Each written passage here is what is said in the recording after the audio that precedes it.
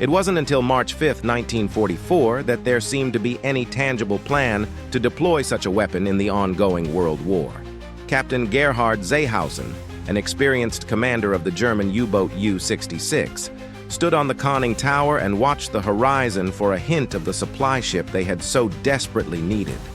The U-66 had been one of the war's most successful U-boats, sinking 4 ships in a single patrol. But by now they were short on fuel and torpedoes, and the ever-present danger of American patrols hung overhead. As the sun was going down, Seehausen's crew saw the supply ship on the horizon. They emerged at the rendezvous point agreed on west of Africa, their engines coughing as they waited for much-needed resupply. But they were not relieved for long. An American TBM-1C bomber, on patrol in the skies above, discovered the U-boat, relayed their position to the USS Buckley, a destroyer escort under the command of Lieutenant Commander Brent Abel. Seehausen knew they needed to act quickly. He instructed his crew to get ready to submerge, but the supply ship remained out of sight.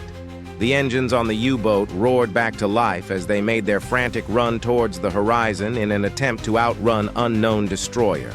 But it was too late. The USS Buckley had already been given the coordinates, and its crew was pursuing. A seasoned naval officer, Commander Abel was known for his relentlessness in pursuit. He instructed his crew to start fighting, and the USS Buckley rushed at the U-boat. Seehausen knew his escape was futile and opted to fight the enemy. The U-boat deck guns came to life, firing at the advancing destroyer. The USS Buckley opened fire, its 3-inch guns flashing as it approached. The fighting continued for what felt like an eternity. The U-boat's crew fought valiantly, but they were outgunned and outmaneuvered. Seehausen realized they couldn't last much longer.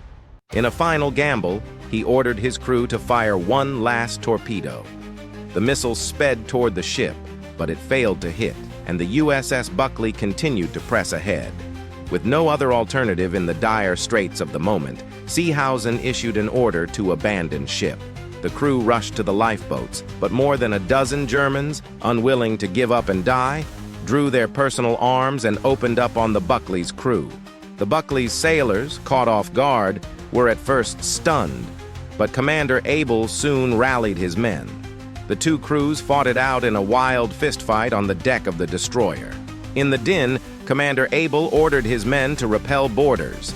The USS Buckley's engines burst into life, kicking the ship into reverse, sliding her stern across the hull of the U-boat. It forced the Germans to decide between falling onto the U-66 or being left on the enemy ship. Adding to the U-boat's issues, there was a desperate gun battle that ended in a large explosion, and eventually the USS Buckley rescued 36 survivors from the U-boat's complement of 62 men. Captain Seehausen went down with his ship, his last act of defiance in a war that had taken so much already. Although shaken by the fierce nature of the fighting, Commander Abel was later presented the Navy Cross for his leadership and courage. The USS Buckley staggered back to port, and the crew would never be the same after the heat of the battle. The account of U-66 and the USS Buckley would serve as a testament to the bravery and sacrifice of those who fought on both sides of the war.